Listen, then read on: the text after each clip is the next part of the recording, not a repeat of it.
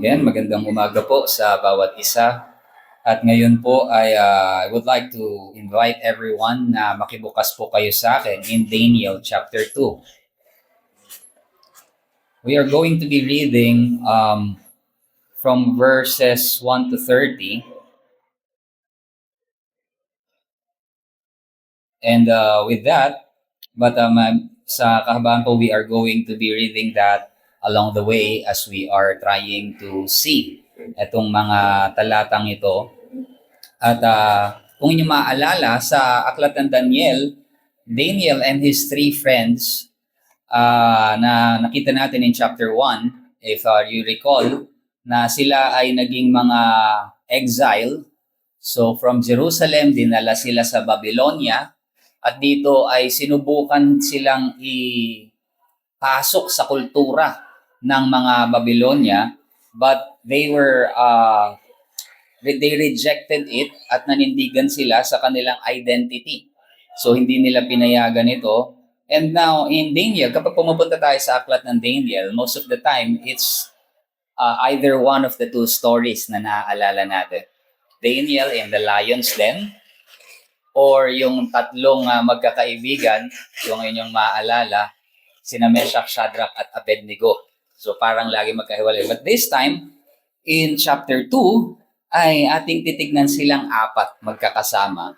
And they are going to be tackling another trial. No? So samahan niyo po ako. Basahin muna natin yung verses 1 to 9. So sabi po dito, sa ikalawang taon ng paghahari ni Nebuchadnezzar, si Nebuchadnezzar ay nagkaroon ng mga panaginip. Ang kanyang espiritu ay nabagabag at hindi na siya makatulog. Nang magkagayoy ipinag-utos ng hari na tawagin ang mga salamangkero, mga engkantador, mga manghuhula at mga kaldeo upang sabihin sa hari ang kanyang mga panaginip. Kaya sila'y dumating at humarap sa hari. At sinabi ng hari sa kanila, Ako'y nanaginip at ang aking espiritu ay nabagabag sa pagnanais na maunawaan ang panaginip. Nang magkagayoy, sinabi ng mga Kaldeo sa hari sa wikang Aramaiko, O hari, mabuhay ka magpakailanman. Sabihin mo sa iyong mga lingkod ang panaginip at aming ipapaliwanag ang kahulugan. Sinagot ng hari ang mga Kaldeo, Tiyak ang salita mula sa akin. Kapag hindi nyo na ipaalam sa akin ang panaginip at ang kahulugan nito, kayo'y pagpuputol-putulin at ang inyong mga bahay ay gagawing bunton ng dumi. Ngunit kung inyong ipapaalam ang panaginip at ang kahulugan nito, kayo'y tatanggap sa aking ng mga kaloob, mga gantimpala at dakilang karangalan. Kaya't ipaalam ninyo sa akin ang panaginip at ang kahulugan nito. Sila'y sumagot sa ikalawang pagkakataon at nagsabi, Sabihin ng hari sa kanyang mga lingkod ang panaginip at aming ipapaliwanag ang kahulugan. Ang hari ay sumagot, Nakakatiyak ako na sinisikap ninyong magkaroon pa ng dagdag na panahon sapagkat inyong nalalaman na ang aking salita ay tiyak. Na kung hindi ninyo ipapaalam sa akin ang panaginip, may iisang kautusan lamang para sa inyo sapagkat kayo'y nagkasundong magsalita ng kasinungalingan at masasamang salita sa harapan ko hanggang sa ang panahon ay magbago. Kaya't sabihin ninyo sa akin ang panaginip at malalaman ko kung inyong maipapaliwanag sa akin ang kahulugan nito. Tayo po muna ay manalangin.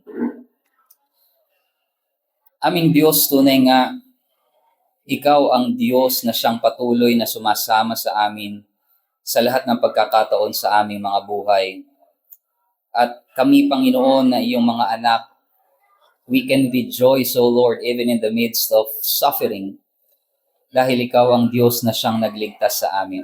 Tunay nga sa iyong mga salita na aming titignan ngayon, nawa ito, Panginoon, ay magbigay sa amin ng kaliwanagan and encouragement, O Lord, that even though we face trials of many kinds, we can still be confident, Panginoon, sa iyong kalooban para sa amin.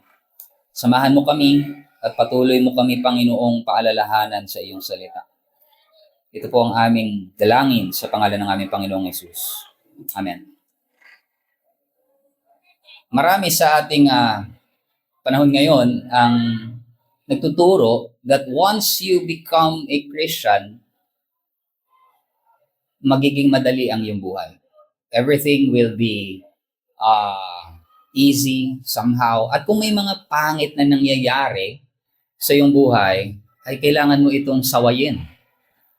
Sawayin at ito ay tanggihan na hindi ito ang plano ng Diyos para sa atin.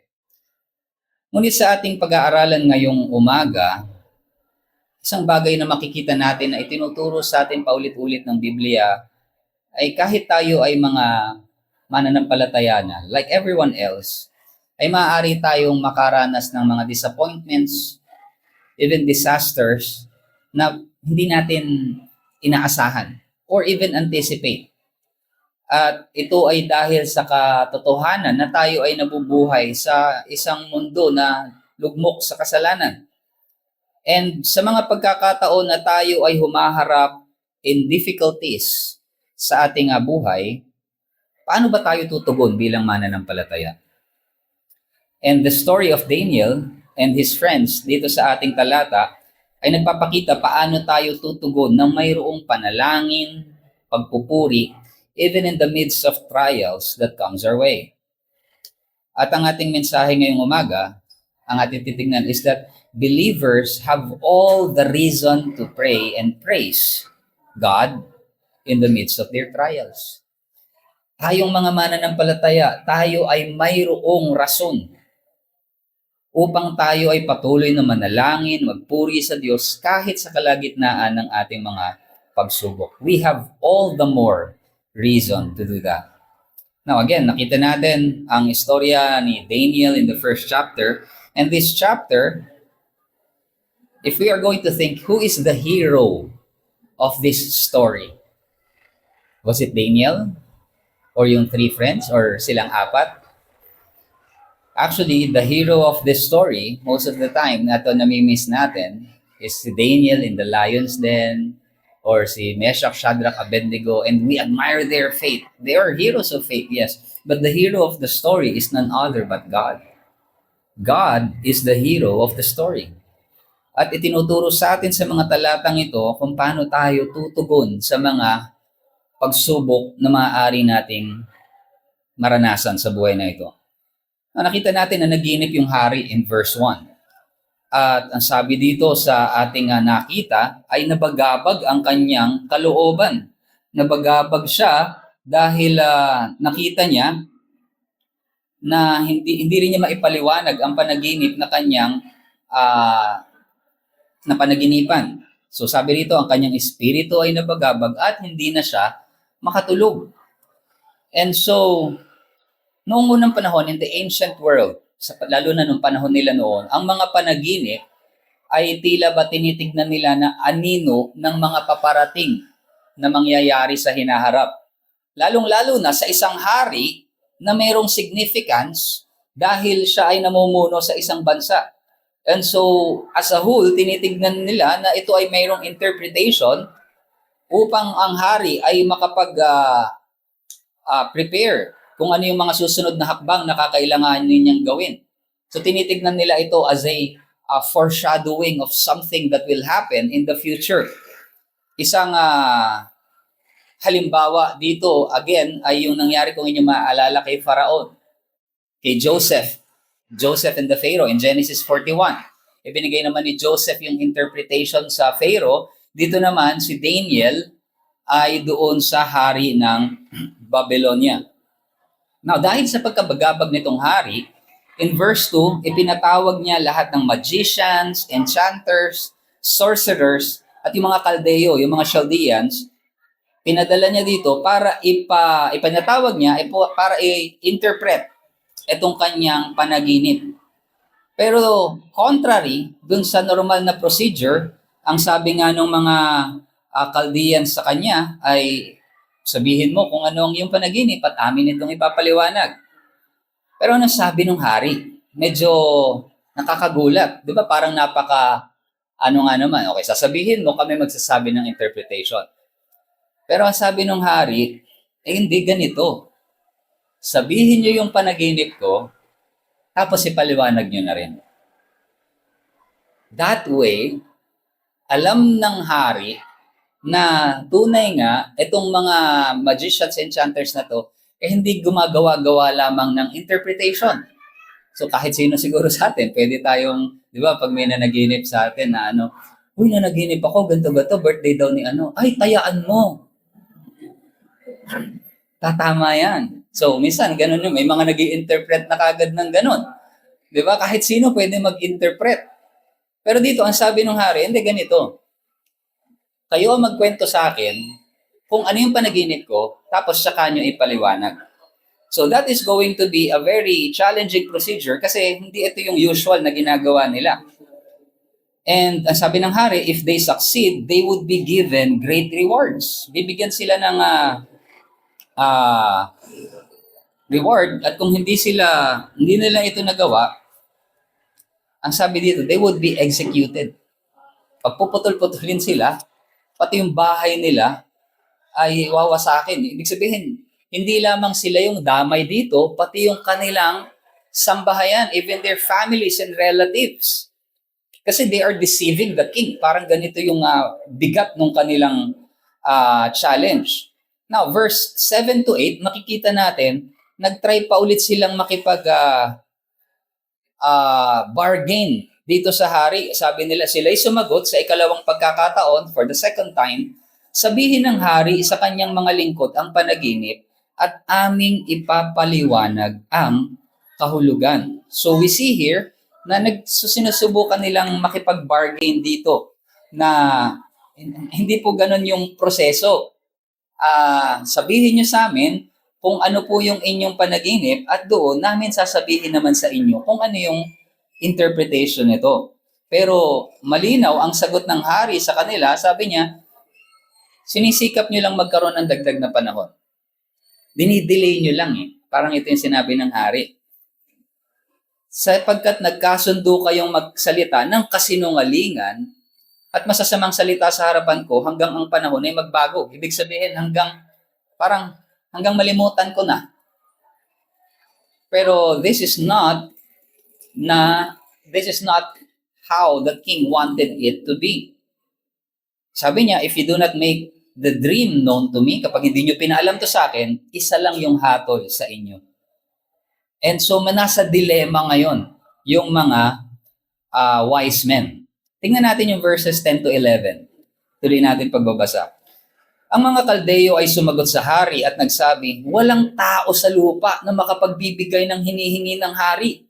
Sapagkat walang gayong kadakilang hari at makapangyarihang hari ang nagtanong ng ganyang bagay sa kanino mang salamangkero, engkantador o Kaldeo. At ang bagay na hinihingi ng hari ay napakahirap at walang makakapagpakita nito sa hari, maliban sa mga Diyos na ang tahanan ay hindi kasama ng mga tao. Now, there is something very significant dun sa confession nila. Sabi nila, walang makakagawa niyan maliban sa Diyos na hindi kasama ng tao. So parang sinabi nila, it is not within the sphere of man's ability to interpret such a thing, to be able to do such a thing. No great and powerful king has asked such. Sabi nila, in the past, wala namang humingi ng ganyang klase ng request. Pero ang hinihingi ni Nebuchadnezzar ay wala, hindi nila kaya. Sabi nga nila, walang makakapagpakita nito except the gods whose dwelling is not with the flesh. Whose dwelling is not with the flesh. It is an acknowledgement na ang kapangyarihan na makagagawa lamang nito is divine. And so yung admission nila dito ay naniniwala sila na tunay na isang makapangyarihang Diyos lang ang makagagawa. Natandaan natin, ang Babylonia at that time, they have the mightiest army. Sila yung merong sandatahan na pinakamalakas ng mga panahon na yon. Nasakop nila ang Jerusalem at iba't ibang mga bansa. They are an empire. Let us remember that. And the head of that empire ay itong hari na ito. At meron sila ng mga pinakamatalinong advisor sa hari. But then, it reminds us na kahit sila na mayroong pinakamataas na mga, kumbaga parang military power, the wisest of men at that time, mayroong limitation ang human wisdom. There is a limit to what man can accomplish. And so, dahil dito, ang sabi ng verses 12, dahil sa bagay na ito, ang hari ay nagalit at naging mabagsik at iniutos na patayin ang lahat ng pantas ng Babylonia. So, nadamay lahat dito. Di ba naalala natin, kasama dito sina Daniel ngayon sa mga wise men. Imagine niyo yun, kayo, ilan lang kayo kasama kayo sa mga wise men halimbawa ng Babylon, no?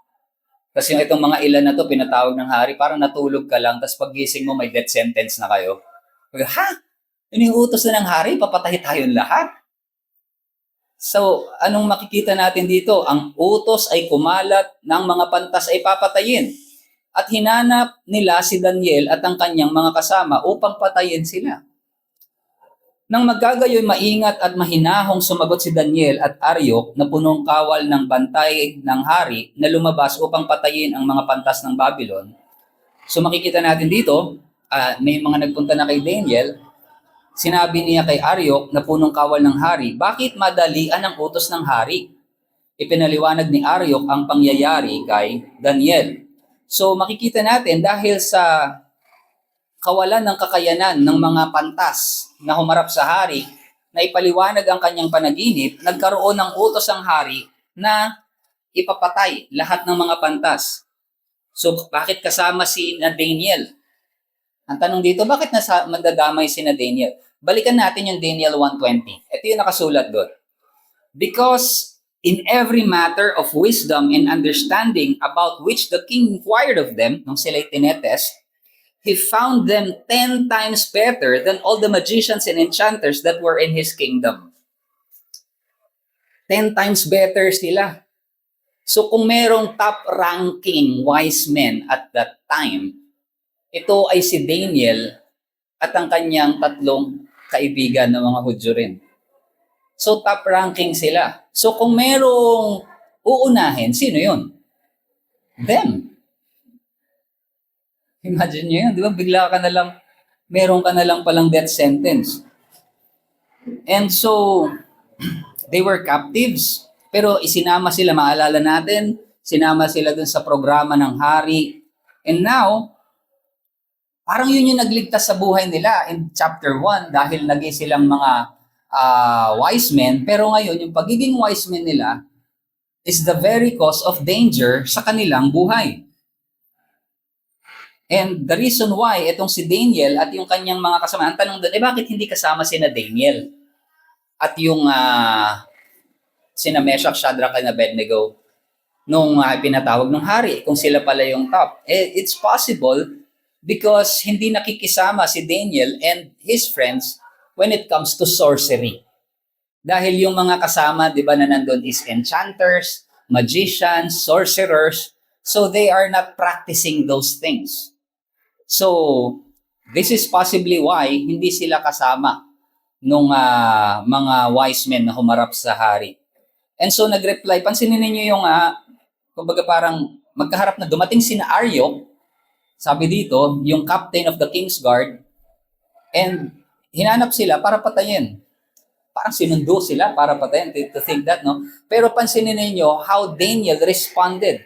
He responded with prudence and discretion. Napaka malumanay pa rin ni Daniel. Alam niya yung position ni Aryok. So, napaka-critical ng approach na ginawa dito ni Daniel. Pero there is careful judgment and foresight. Hindi siya nag-react impulsively, even in his words and action. Rather, he became diplomatic. Tinry niya munang tingnan yung buong sitwasyon. Ang sabi niya, nagtanong muna siya, mahinahon. Pansinin niyo yung ginamit na term dito. Verse 14. Nang magkagayoy maingat at mahinahon, sumagot si Daniel kay Aryok. Notice how the author of this book included those words para makita natin. Maingat at mahinahon, sumagot si Daniel. At tinanong niya kung bakit madalian ang utos ng hari. And then, nung sinabi dito, ipinaliwanag ni Aryok ang pangyayari, verse 16, kaya't si Daniel ay pumasok at humiling sa hari na bigyan siya ng panahon upang kanyang maipaalam sa hari ang kahulugan. Verse 17, pumasok si Daniel sa kanyang bahay, ipinaalam ang pangyayari kina Hananias, Mishael at Azarias na kanyang mga kaibigan. So, yung paghingi niya dito sa hari ng oras, na sabi niya, sige ako ang mag-i-interpret nito, sinabi niya yun dun sa King's Guard, kay Aryok. So, ang tanong dito ay, kaya nga ba ni Daniel dito at that time? Is he confident? Pansinin natin that Daniel does not have any idea. Wala siyang idea kung ano yung panaginip or even the interpretation, but what he has is faith. It was faith and the confidence na maaari niya itong dalhin sa hari, yung interpretation. This is actually an act of faith. And then, makikita natin dito was Daniel's dependence. Verse 17, pumasok si Daniel sa kanyang bahay, ipinaalam ang pangyayari kina Hananias, Mishael at Azarias na kanyang mga kaibigan. Verse 18, kanyang sinabihan sila na humingi ng awa sa Diyos ng kalangitan tungkol sa hiwagang ito upang si Daniel at ang kanyang mga kaibigan ay huwag mamatay na kasama ng ibang mga pantas ng Babylonia. In-inform niya yung mga kaibigan niya at anong sinabi niya? Seek mercy from the God of heaven concerning this mystery. Humingi tayo ng awa sa Diyos. Yung act of faith ni Daniel dito, naniniwala siya kung ano ang kayang gawin ng Diyos. Yung kawalan ng abilidad ng mga pantas ng Babylonia at yung kanilang limitasyon ay isang bagay na Diyos lamang ang makagagawa. Kaya't itong si Daniel and his 3 friends ay hinanap ang awa at habag ng Diyos, hindi lamang para sa kanilang sarili. Ang sabi nga dito, even for the rest of the wise men of Babylon. Hindi sila nanalangin para sa kanila. Tayo lang ang Hudyo. Mga naman yan, salamangkero ng Babylonia, wag na natin isa. No. So makikita nga natin dito that hindi sa understanding nila ng habag, ng awa ng Diyos, nakikita nila na it is not something na sila lang yung pwedeng bigyan ng Diyos ng awa. They know that the mercy of God extends to all. Maaari itong ibigay ng Diyos sa lahat. So let us also learn to pray na kapag tayo ay humingi ng habag, ihingi rin natin ng habag ang awa ng Diyos sa ibang tao. And Daniel exhibited that kind of dependence, no? The first response, pansinin ninyo, ano yung unang pagtugon ni Daniel na ginawa nila? His first response in the midst of trial was prayer. To ask for mercy. And nung na-execute na ni Daniel yung extra time na ito, di ba, humingi siya kay Aryok, bigyan niyo pa kami ng oras. Ako ang magsasabi sa hari. So binigyan sila ng oras ng King's Guard. Paano niya ginamit yung oras na yon? They used it in prayer. Hindi siya nag-devise ng, okay, may oras na tayo, paano tayo tatakas? They have time. Or hindi nila kagad, hindi sila nag-isip ng kaparaanan para ito ay gawa ng sa sarili nilang lakas. Rather, they sought the Lord and sought God's mercy. Hindi siya umasa sa kanyang sariling talino, mga kanyang connection, but instead, he turned to God.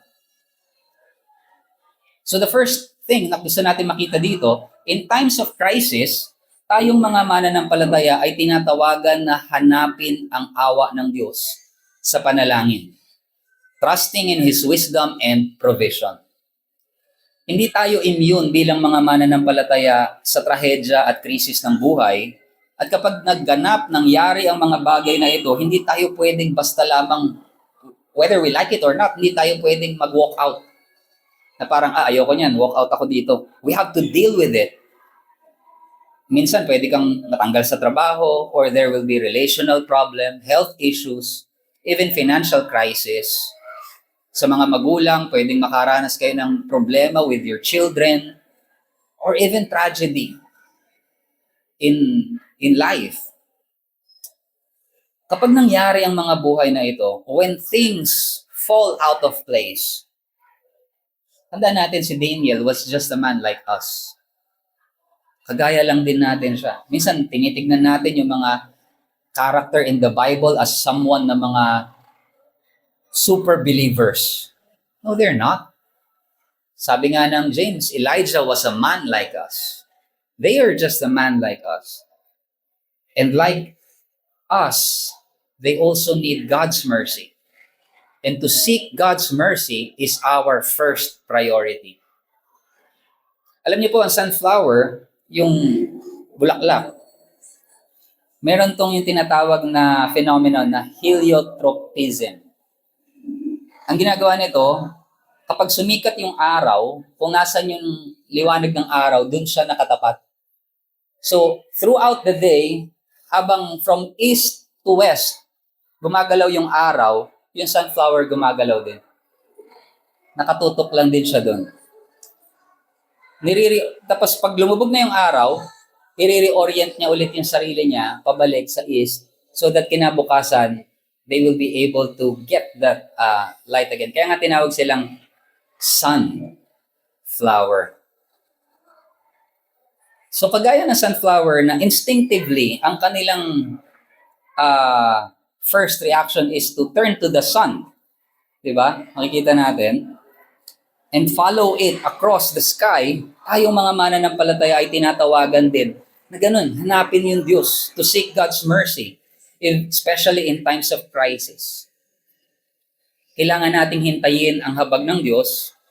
As the sunflower turns to the sun, we should turn to God.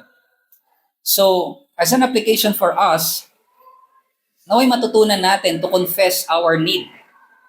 I-acknowledge natin yung limitation natin as we acknowledge yung ating pangangailangan ng Diyos. Kung paano si Daniel ay hinanap niya yung habag at awa ng Diyos sapagkat alam niya yung kanyang kawalan ng abilidad, yung kanyang limitasyon. We also must seek God's mercy in times of our trials and difficulties. Kailangan nating gawin na ang ating priority in responding to critical situations is prayer. Nasanay tayo sa society natin, sa panahon natin ngayon, na your efforts makes all the difference. Push mo pa, grind pa. The more you do it, the more you succeed. So parang natignan natin na yung actions natin are understood na root cause ng success natin or either our failure. Now, prayer is actually a confession of our weakness. Na kapag nananalangin tayo, ina-acknowledge natin na ang Diyos lamang ang makapagbibigay ng isang bagay na hindi natin kayang punan, what we need. But prayer also affirms our conviction na ang Diyos lamang ang makatutulong sa atin. Dependence upon God's grace and our trust in Him. Minsan sa mga pagkakataon na tayo ay dumarating sa mga ganong sitwasyon, our tendency is to work it out ourselves. Pag may naranasan tayo, ganito, paano bang kailangan kong gawin? Bukas kang ChatGPT, titignan mo kung anong pwede mong gawin dito. Pag mayroon kang, but kapag wala ka ng oras and dun ka na lamang parang naiipit at kita mong wala ka na magagawa, and that's when you turn to God. Well, of course, makikita natin yung ating limit.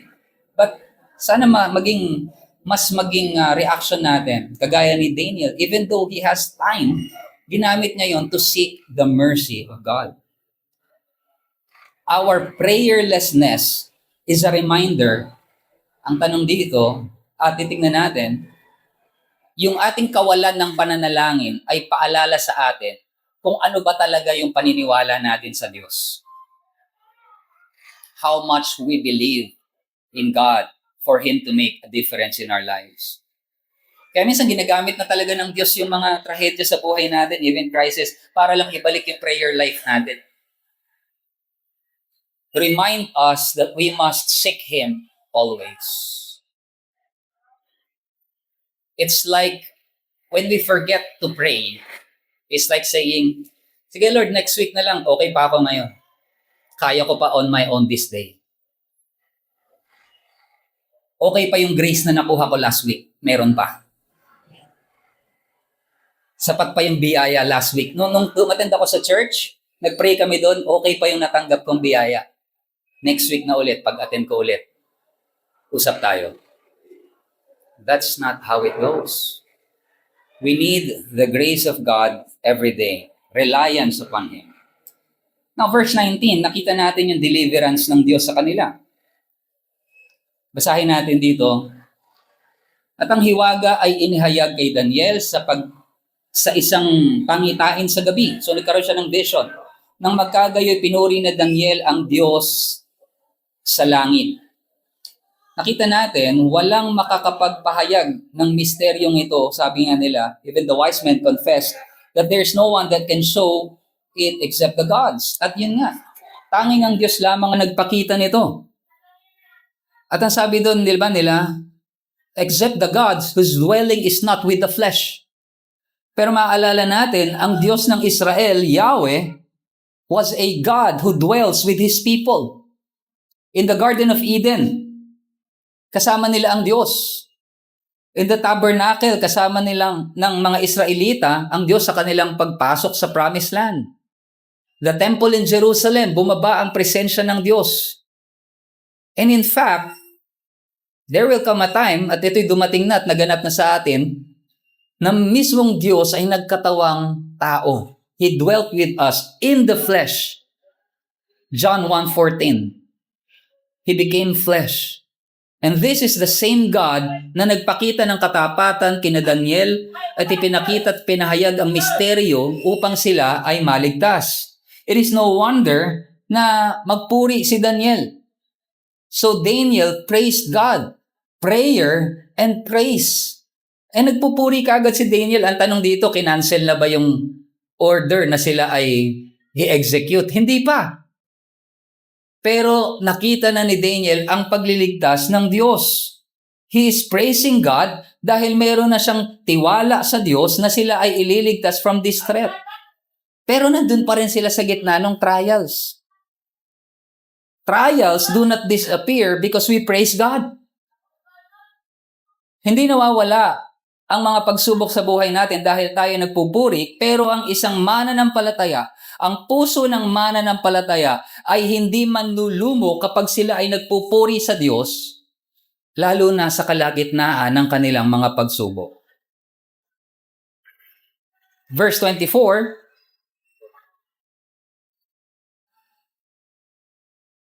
kaya't pinuntahan ni Daniel si Arioch na siyang hinirang ng hari upang patayin ang mga pantas ng Babylonia at sinabi sa kanya, huwag mong patayin ang mga pantas ng Babylonia, dalhin mo ako sa harapan ng hari at aking ipapaalam sa hari ang kahulugan. That's something na makikita natin na nandun na yung confidence ni Daniel. Let's jump to verse 26. Pumarap ngayon si Daniel sa hari. Sinabi ng hari kay Daniel na ang pangalan ay Belteshazzar, kaya mo bang ipaalam sa akin ang panaginip na aking nakita at ang kahulugan nito? Pansinin ninyo, ang tanong ng hari kay Daniel ay kung may kakayanan siya, si Daniel, para ipaliwanag ang kanyang panaginip. Now, si Daniel ay sumagot sa hari, walang pantas, mga engkantador o salamangkero man ang makapagpapakita sa hari ng hiwaga na hinihingi ng hari. Verse 28, ngunit may isang Diyos sa langit na naghahayag ng mga hiwaga. At kanyang ipinaalam sa Haring Nebuchadnezzar kung ano ang mangyayari sa mga huling araw, ang iyong panaginip at pangitain habang ikaw ay nakahiga sa higaan ay ang mga ito. Now, pansinin ninyo, nagbigay ng kaluwalhatian sa Diyos si Daniel, ibinigay niya yung glory, hindi sa kanya, hindi siya yung may kakayanan, ngunit ang Diyos. And so Daniel acknowledged God in public, kasi he praised God in private, now he can praise God in public, at ibinigay dito ang kapurihan sa Diyos lamang. At ang sabi dito, ipinahayag, sabi sa kanya, sinabi niya in verse 30, ngunit tungkol sa akin, ang hiwagang ito ay hindi ipinahayag sa akin dahil sa anumang higit na karunungan, mayroon ako kaysa sa sino mang may buhay, kundi upang ang kahulugan ay maipaalam sa hari at upang iyong maunawaan ang mga nilalaman ng iyong isipan. What Daniel was saying is, Walang espesyal sa akin. Compare sa iba, ngunit ito ay ibinigay ng Diyos upang malaman mo kung ano ang mangyayari. And so, ano yung nakita ng hari dito? Basahin natin. Verse 31, ikaw ay nakamasid, O hari, at nakakita ka ng isang malaking rebulto, at ang rebultong ito, makapangyarihan at lubang makinang, ay tumayo sa harapan mo at ang anyo nito'y kakilakilabot. Ang ulo ng rebultong ito ay dalisay na ginto, ang dibdib at ang mga bisig nito ay pilak, ang tiyan at mga hita nito ay tanso. So, merong nakita nga statue, si Daniel. Pag-aaralan din natin to later on, mga kapatid. But now, this dream ng hari about the future of his kingdom, na makikita natin later on, ay ipinahayag sa hari. But Daniel, here, what we will see, is yung deliverance ng Diyos sa kanya happened by being dependent on God in times of trials. And so the second thing na gusto ko makita natin dito mga kapatid, in times of trials, believers should continue praising God with confidence, trusting in His deliverance. Nagtitiwala sa kanyang pagliligtas. It is a reality na mahirap magpuri sa Diyos when your body is weak. When you feel pain. Or kapag may nararanasan kang mga pagsubok sa buhay mo, when things are going wrong, or your relationships are falling apart. I remember R.C. Sproul, meron siyang kinamusta na kanyang member na cancer patient. Nasabi niya, how's your spiritual life? Na parang ang sagot sa kanya, it's hard to praise God when you are vomiting in the toilet. Kapag nagsusuka ka lang nang nagsusuka. So, that's true, no? Minsan kasi pinaghihiwalay natin yung physical natin to our spirit. Iba yung spiritual, iba yung physical. But in reality, we are holistic. We cannot actually function well spiritually if we are tired, if we are feeling pain. That's why in our spiritual walk, kailangan din natin bigyan ng halaga ang ating mga physical na pangangatawan in praising God in the midst of trials. And so when trials hits us, hindi madaling pumasok sa may pagsubok, magpupuri ako. Magpapasalamat ako sa Diyos, mananalangin ako. That's not the first thing that comes to our minds. Pero ang sabi sa atin ng salita ng Diyos, 1 Thessalonians 5:18, give thanks in all circumstances, for this is the will of God in Christ Jesus for you. All circumstances. It doesn't matter kung nasa ang sitwasyon ka ngayon ng buhay mo. Give thanks because God is still faithful. Whatever circumstances you're in. Maaaring may nangyayari ngayon, brother, ito yung nangyayari sa life ko. Anong kalooban ng Diyos sa akin ngayon? Give thanks in all circumstances, for this is the will of God for you. And sometimes this is one thing na hindi natural para sa atin. But this is what the scripture is telling us in all circumstances. When we are confused sa mga challenges na ating hinaharap, Lord, what is your will for me? Give thanks in all circumstances. Purihin natin ang Diyos sa kanyang katapatan even in the midst of trials. At kapag nakita natin ang mga bagay na ito, nawa, mga kapatid, patuloy tayong magtiwala sa Kanya. And Daniel praised God para sa isang temporal deliverance. Panandalian lamang na kaligtasan sa kamatayan. Pero tayo, meron tayong mas higit na kadahilanan upang magpuri sa Diyos at magpasalamat sa Kanya dahil ang tinapos na gawa ni Kristo delivers us from the ultimate penalty of sin and death. Meron tayong higit na kadahilanan upang magpuri sa Kanya. Ang kamatayan at muling pagkabuhay ng Panginoong Hesukristo is the greatest act of deliverance na siyang nagligtas sa atin. Colossians 1:13-14, He delivered us from the domains of darkness and transferred us to the kingdom of His beloved Son, in whom we have redemption, the forgiveness of sins. Maaring ang ilan sa inyo ngayon na hindi nyo ito nakikita, ngunit kagaya ni Nebuchadnezzar na hari na mayroong ibinitaw na utos na wasakin ang lahat ng mga pantas, ipapatay, ay mayroon ding banta sa iyong kaluluwa. And in the same way, kung paanong itong si Daniel ay namagitan at hinanap ang awa ng Diyos para sa buhay ng mga pantas ng Babylonia, it is also through the intercession of Christ na ikaw ay maliligtas sa pagkahatol. Christ only intercedes for those who are His. Therefore, kung hindi ka pa nagtitiwala kay Kristo, magtiwala ka sa Kanya, manampalataya ka sa Kanya. Confess your inability to save yourself at magtiwala sa tinapos na gawa ng Panginoong Jesucristo sa krus. And even in the midst of trials, we can trust in God. Si Horatio Spafford, isang American lawyer, and isa rin siyang elder sa isang Presbyterian church. Kilala siya sa kanyang pananampalataya, pero dahil meron siyang success and prosperity initially, pero sunod-sunod yung tragic events na nangyari sa buhay niya na challenge yung kanyang pananampalataya. Noong 1871, nangyari yung Great Chicago Fire. And si Spafford was a successful lawyer at malaki yung investment niya sa real estate sa Chicago. And what happened was napakalaki nung sunog na nangyari doon sa syudad na yon na winasak lahat halos ng investment niya.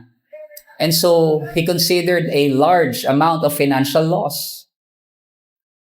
It is also during that year na siya at ang kanyang asawa na si Anna ay namatayan dahil doon sa tinatawag na scarlet fever.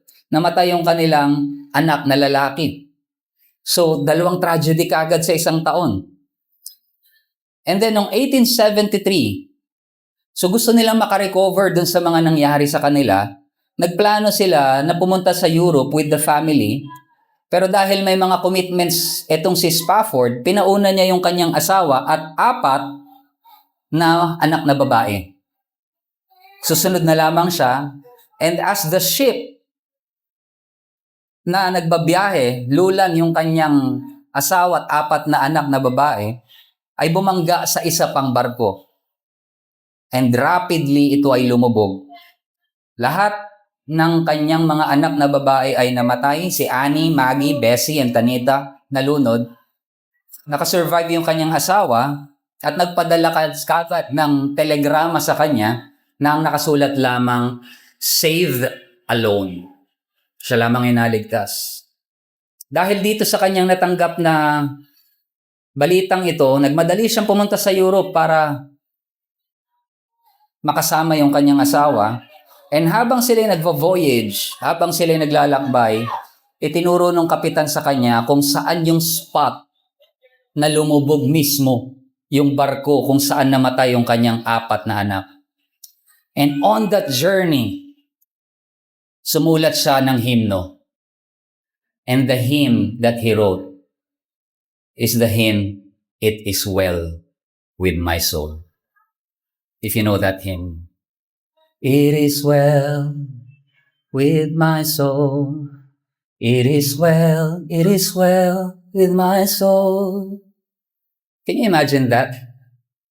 That kind of trial, tragedy, pain, on that place kung saan nandun yung lumubog yung kanyang mga anak. And that's where he penned those words.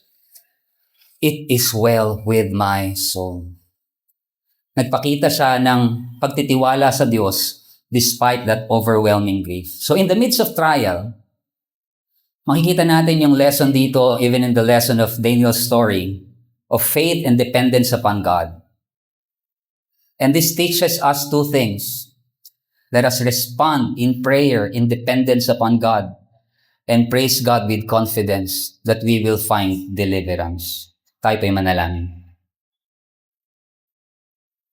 Father, truly, even in the midst of trials, pain, and crisis in our lives,